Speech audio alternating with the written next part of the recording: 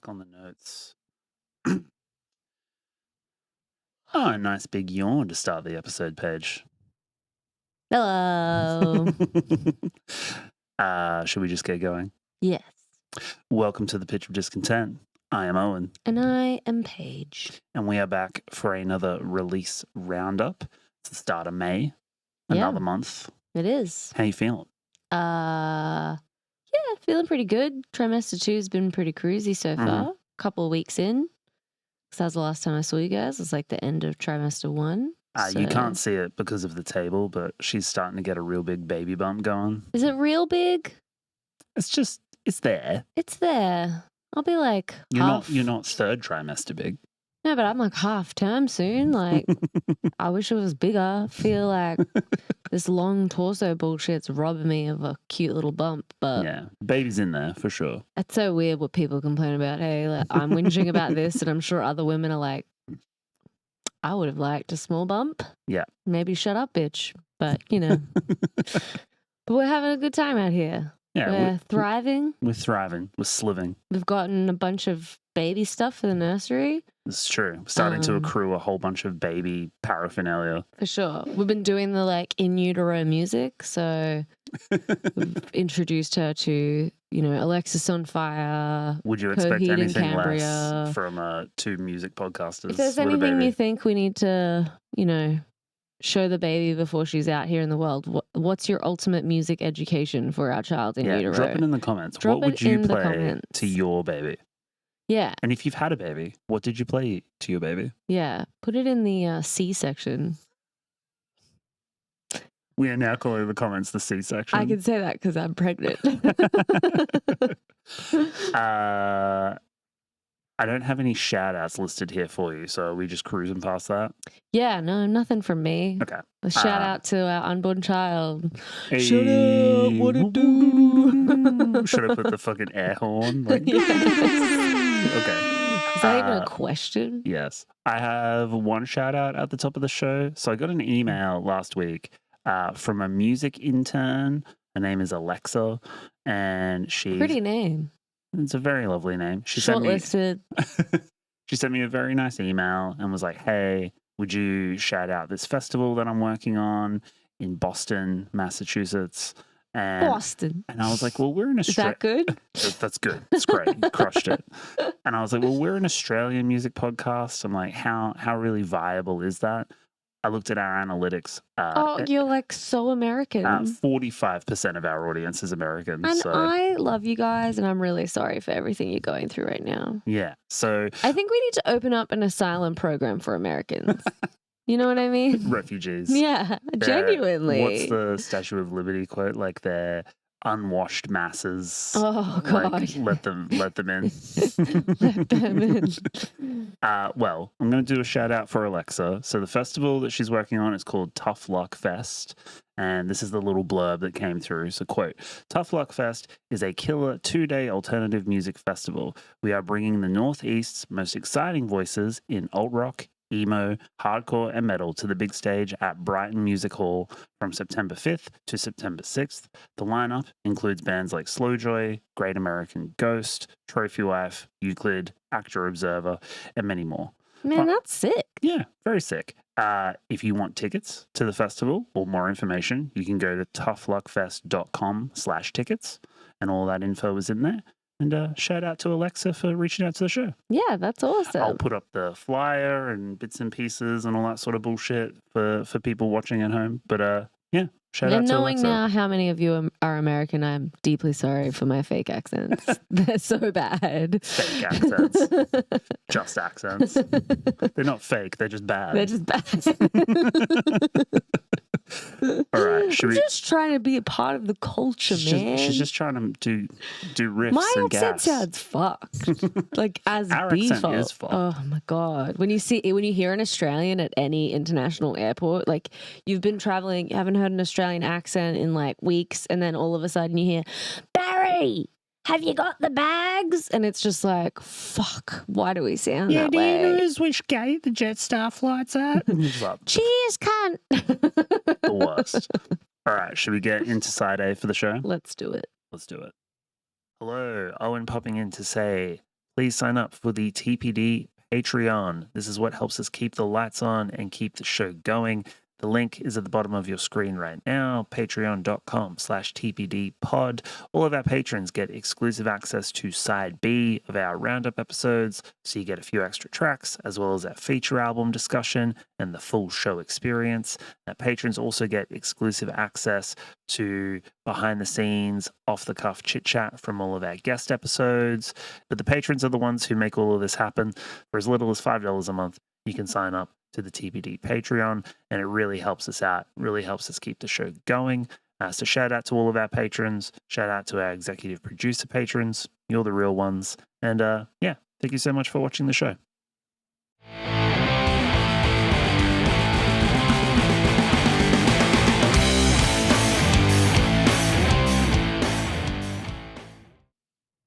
First up for this week and the start of May, I have a provocative new single from a Nam/Melbourne artist called Mudrat. Are you familiar with Mudrat? Yes, I am. I believe you have played Mudrat to me on TikTok. Yes. Yes. Yeah, I have. Because Mudrat is a reference to Parks and Rec? No? Isn't that Mouse Rat? Mouse Rat. Close though. Commonly mistaken. But that's what made me peak with it when I saw it come up in the feed. I was like, Mudrat, Mudrat, Mouse Rat. I've been in the pit. You've been in the pit. Okay. We've been in the pit. So Mudrat is a punk/hip hop artist, and he has come through with a new single, which is conveniently released around election week. It is called "You Don't Care About Poor People." Fuck. Yeah. True, they don't. I think that's like 100% confirmed at this point. Pretty stoked about Dutton though. Yeah. We're not going to get into the election results. Yeah, we are. Fucking get it, you cockhead. So for Mudrat's track, it plays out as a, quote, unlikely hero's journey and presents a satirical conversation between Mudrat and a mysterious bartender. And the conversation takes aim at toxic masculine tropes, inner city political gentrification, and the exclusivity of white feminism. Bro, all of that is so relevant for right now as well. Like just like such culturally poignant issues. And also like, yeah, there is a huge kind of classism problem in Australia as a whole. Like I believe that is front and center in Mudrat's philosophy. The promo photo that came through that I'm like clipping up for the newsletter is literally him on stage with a shirt that just says "Kill the billionaires." And I was like, okay. Yeah. I don't condone no arguments here. I don't condone violence. Except for that, like, episode where we're talking about Elon Musk. Yes. A little bit of history on Mudrat. So he's gained acclaim for blending punk, metal, and hip-hop influences with raw delivery and lyricism. He was recently included in NME Magazine's 100 Essential Emerging Artists of 2025. And he's collaborated with people like Purple Pingers. Oh, fuck yeah. Jordan, shout out. Shout out Just to so Jordan. you know, Jordan, I voted for you. So did I. And Purple Pingers for Prime Minister, basically. All right. Well, should we get into the track, have a listen, and then see what we think about it on the back end? Yeah, I do All think. right. This is Mudrat. You don't care about poor people. Let's do it. I care about poor people.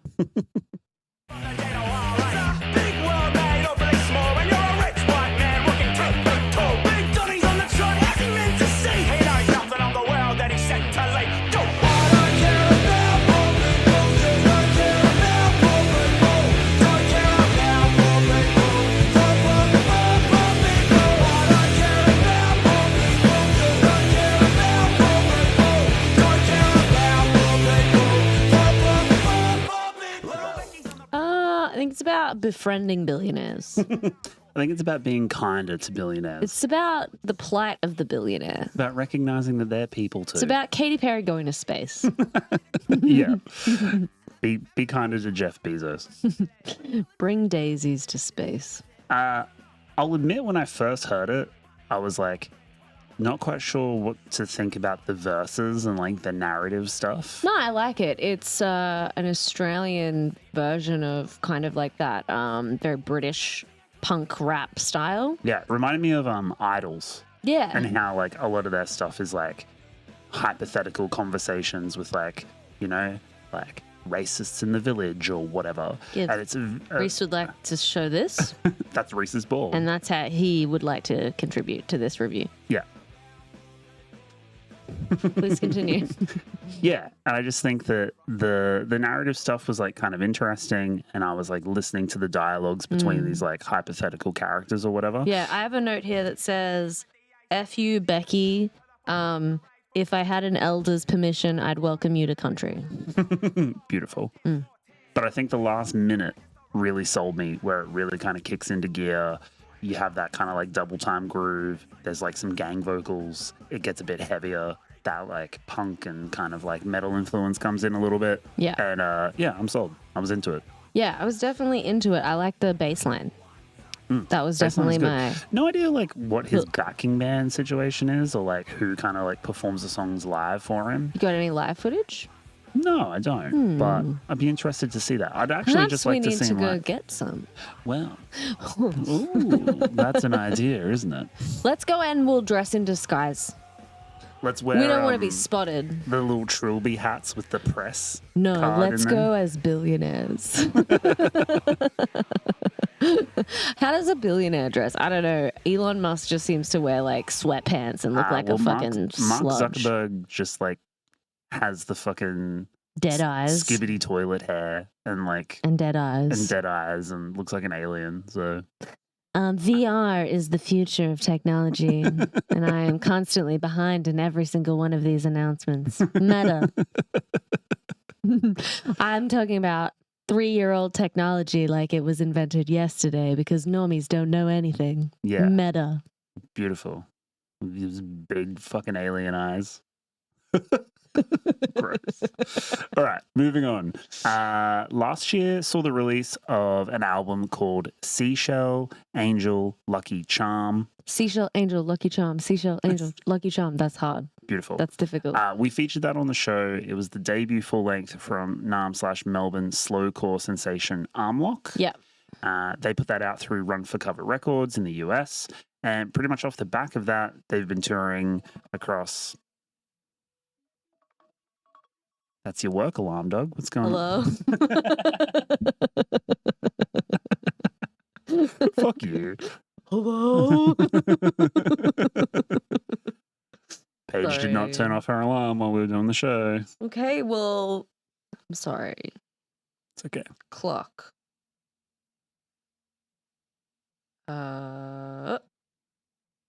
Done. Beautiful.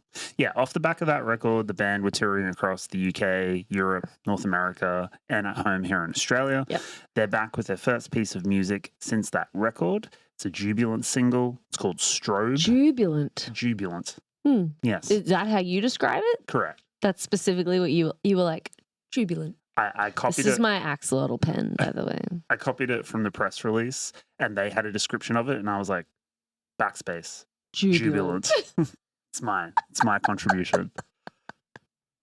I have a statement from the band from that press release about the track. They say, Strobe is about cherishing the small, grounding moments amidst life's chaos and challenges. It's a reflection on commitments, both to others and to oneself, framed by a sense of cyclical motion, resilience, and the urge to return to what matters most. Yeah, okay. That's cool. Sounds like they've been on the road a lot. Good writer. Yeah.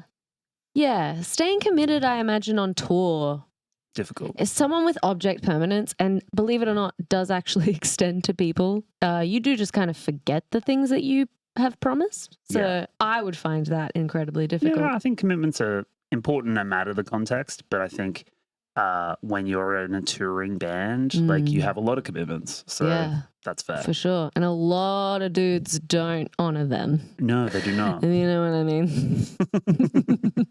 All right, well, let's have a listen to the track and then we can chat about it. This is Armlock, Strobe. Let's do it.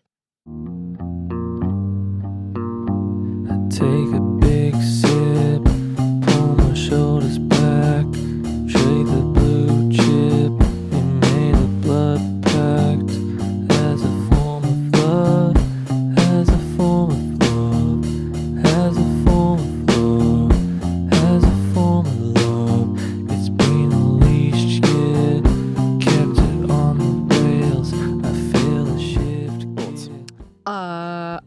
wrote, also good bass line. Comes in with a it. nice like locked in groove, which I think is like kind of key for this kind of like slowcore type stuff. Yeah. Because like the vocal line is quite like, I want to say repetitive, but that's not like a slight. Like it is just like this repetitious kind of like hypnotic groove. The bass Yeah. line doubles that. Lullaby-esque. Yes. Reese is actually napping now, and he was trying to play ball a few minutes That's ago. true. It did put him to sleep. But no, like the repetition is mirrored in the vocals and the bass, Mhm. which allows then like the pretty guitar to kind of just Yeah. like do its thing kind of around it. So I think the bass line is kind of key. Yeah, But me too. it is like a nice hypnotic It really kinda locks you groove. in. Yeah, agreed. It arm locks you in. I see what you did there. I will say that I went to not Soundwave, but throwback. Went to You're big fucking old. went to Big Sound last year, and Armlock were on the showcase, and they Ah, were one of the buzziest bands of that kind of Sure. festival. Basically, everyone who was I'm there. so sorry. I just started disassociating at the trauma of fucking working Big Sound. Yeah. You immediately lost me with that one. So, Please continue. Pretty much everyone that I ran into, that I met for the first time, was speaking to. All of the industry people were like, "Did you see Armlock? Yeah, How good cool. were Armlock? That's really Are cool. you going to go see Armlock?" Yeah, So they've got a bit of buzz. like SingStar buzz. Yes. But I really enjoyed the album. Couldn't find any info on where this single is coming from. So for now, just a standalone single. But Self-released. I would imagine that they... No. Out through Run for Cover. Oh shit, that's cool. Yeah. So I missed that earlier. I would imagine that they're working on something, but what that is exactly, we don't know yet. I really like the single art. The cover. Yeah. It's like cool. very like 2010s SoundCloud. Totally. Like blown out kind of like hyperpop type stuff. Windows Media Player. Yeah. Yeah. Winamp skin. Yeah, it's Yep. sick. I'm about it. Let's move on to the next song for side A. So this one comes from Brisbane / Meanjin Sad Punks Talk Heavy. Oh, Are you yeah? familiar with them? Sure. No. Okay. So they've put out a single. This one is called Die For You. Okay. And the 4 is like the number 4. And then the U is just you. Inspired. Like, die for you. Is that what it's like? Yes. One more time. Die for you. Yeah, cool. Thanks. Good confidence. Cheers. Keep it up. This is an emotionally charged song. It's a mix of like alt rock, pop punk, emo. But the big kind of note is that it's the first track signing, release, whatever you want to call it, from a brand new record label. Okay. This is an Australian label called Ninth Life Records. Cool. It's notable because it was founded by Josh Merrill, who is one of the founders of Grayscale Records. Yeah, shit. Right. Also of Triple J's Short Fast Loud. I've listened to Short Fast Loud.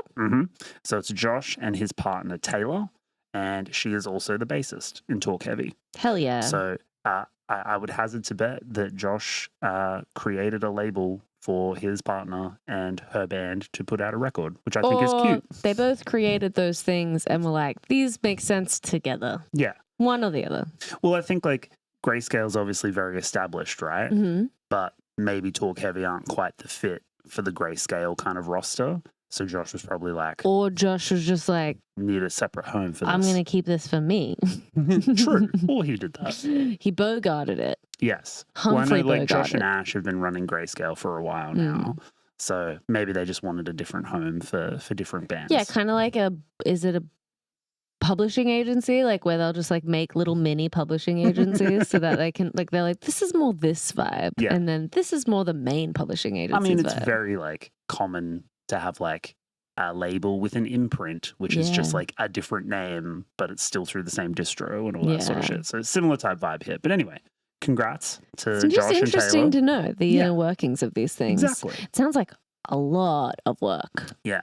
And Power to them. I won't spoil it here, but I am aware of their next signing, and I think people will be stoked on that. So stoked for them I'm to get glad this off that the you ground. know shit before I know shit, and I prefer that you don't tell me that shit. You know, like we have unreleased albums in the inbox, and I'm supposed to keep those a secret, and Mhm. I can't keep a secret to save my life. So I've just asked Owen to not tell me about them. I keep secrets from her all the time. I'm just like, it's better if I don't know because otherwise it'll just eat me alive. I have a secret email double life that I keep from my wife. And it's not for cheating, it's just for other music.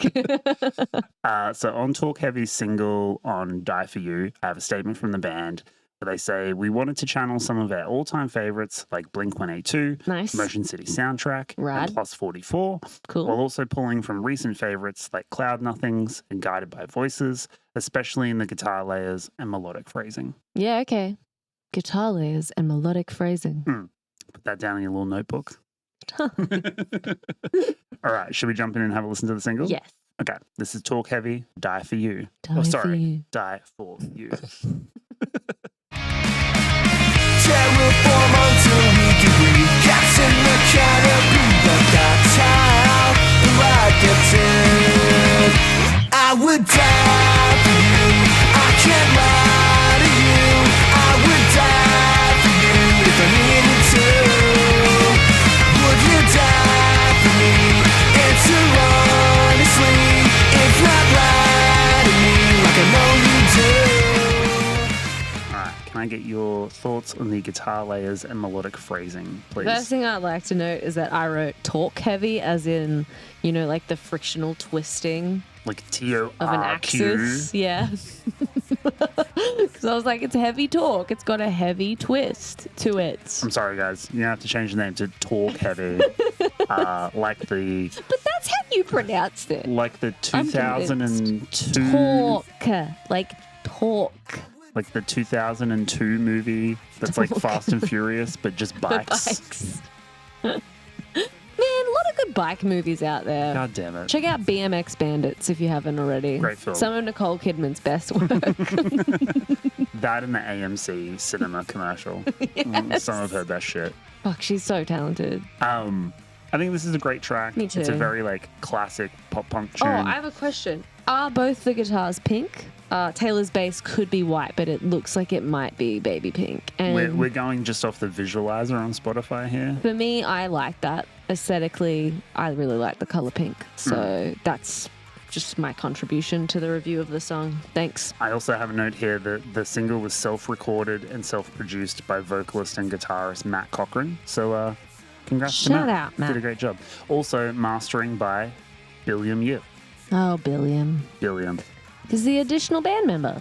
He is to every fucking band. Someone sent. I'm stealing that joke from someone that watches our show. Who was it? Someone sent you that It was message. Ian. Yeah, Ian. Yes. Sorry, Ian. Yeah.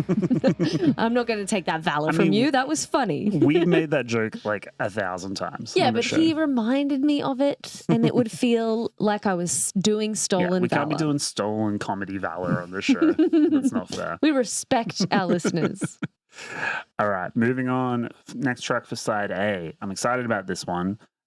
Montreal punks Béton Armé Oh shit! have announced the upcoming release of their debut LP.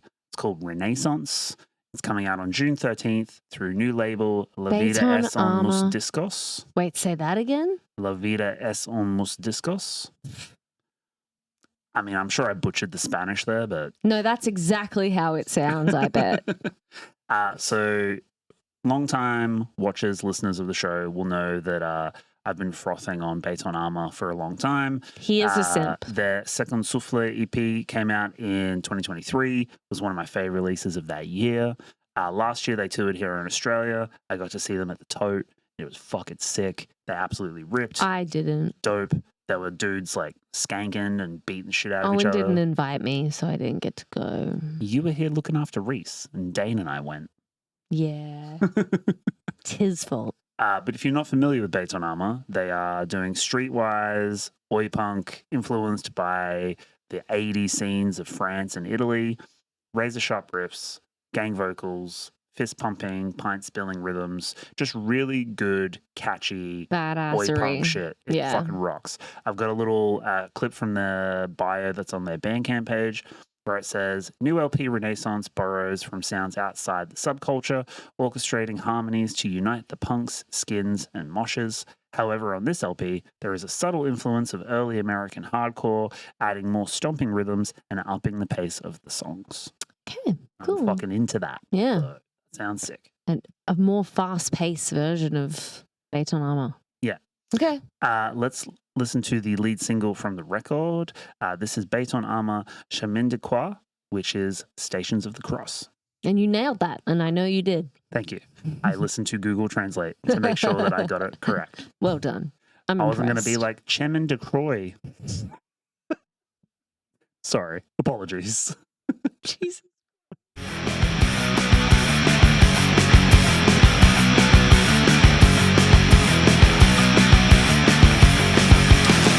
Ne me parle moi que dans l'eau des yeux. Ah, je me sais que tu veux me voir plonger, glisser. Tu habitues mes blessures pour m'entendre gueuler. Je sais que tu veux de moi, si tu me vois tomber. So fucking sick. It was more fast-paced. Yeah, there's a little bit more kind of like hardcore kind of punk going on there. But I also wrote a note that just says, woes transcend any language barrier. And Yes. I think that's kind of magical. one of you the know? magic things about hardcore is the gang vocal Yeah. and the collective kind of catharsis of it. Not to get too fucking like nerdy about it, but like That's literally what this show is for. that's like that's like one of the things that is it's just like such a unifying thing to Yeah. like go to the show and like sing along with all of your mates and like even new people and strangers, right? Like it's such an easy thing to latch onto, and then you have this like communal experience together. And like going to the Toad to see Béton Armé was so sick. Such a good venue for that kind of experience too. Like Great punk venue. no disrespect to the Toad, but like Shitty Dive Bar is like the perfect kind of place to see that band. I just think like also the like intimacy of it. Do you know what I mean? Small like room, it's like tiny little stage. There were people just fucking spilling over each other. It was great. fuck, this is baby brain shit. What's the dive bar, the main dive bar in the Gold Coast? Vinny's. Vinny's. So like completely different venues, but same And energy. again, no disrespect to Vinny's, but Shitty Dive Bar, great venue. It's called Vinny's Dive Bar, so I think they'll be okay. I'm using shitty as a term of endearment here, to be very clear. Those are my favorite bars. They are my favorite bars. You know what for I mean? sure. I actually don't want to hear music unless it's in a like violently tiny, just like flat ass cement roof that's about fucking 5 foot off the ground. If you're not playing in a hallway, I don't want to see you. I don't want sound to sound good. I want as many reflections as possible. I would like everything to be smushed in the middle like mud. Thank I'm you. sorry, is the room dead? No, I need it to be alive. Yeah. Thank you. Please bring it to life. Evanescence, 2008. Wake me up. Wake me up. But in summation, Béton Armé sounding sick. I can't wait to see them again. Can't wait to hear the full record. I'm very excited about all of this. Also, I will note that another band from Montreal, another oi punk band that I love, Puffer, announced their debut LP. It's coming out on the same day and through a different label. Features members of Béton Armé. And I was like torn between which oi band to feature because I could easily just feature both. But Yeah. I chose Béton Armé. I'll wait for another Puffer single and then I'll feature I that. just feel like you could have put both in. Well, it was a very stacked week. Yeah. So there was like a lot of stuff that I wanted to hit. So I made a tough decision. But new Puffer record, sounding sick as well. Also rad. Very sick. Please check Called out. Street Hassle. Hard. Yeah, So that's a hard. great name. Incredible. There is a lot of hassle on the streets. A lot of hassle on these streets. All right, final track for Side A this week. Speaking of 2023 and our favorite releases of that year, we also saw the release of a record from Johnny Booth. We They did. Put out the album Moments Elsewhere. It Mhm. was one of my favorite records of that year. Phenomenal metalcore Jonathan record. Booth. Jonathan Booth. The New York outfit really kind of pushed their sound and elevated themselves to the next level. They've pretty much been touring nonstop since that record, which is sick because now more people are aware of them. Yes. They're not this kind of like secret underground thing that they were for a long time. I liked The Secret. Yeah, I gate kept. I I wish, didn't tell anyone about it, I actually. wish them all the despite success in the all world. of you. We had frontman Andrew Herman on the show. We did. It was a great episode. This was pre-YouTube, so it's on Spotify if you want to listen to it. But they've come back with their first new single in 2 years. This one is called Get Well Soon. Music video was directed by guitarist of the band Adam Halpin, who's got a few directorial credits from previous music videos, but it's super slick, great video, really kind of matches the chaotic sound of the band. New single is stupid heavy, but also like progressive in the weird kind of influences that they have. Yeah. Really, really cool. Andrew's lyrics are kind of talking about the resignation of like a fallen like prophet or idol or god or something. So hard to kind of decipher what's going on there, but still very sick. Yes. And following the release of this single, they're going to be touring throughout North America, opening for We Came as Romans, alongside After the Burial and Currents. Level up. Level up. That's sick. But I'm excited to play this because this fucking rocks. It's so good. I'm stoked for them to be back. This is Johnny Booth. Get well soon. Let's do this.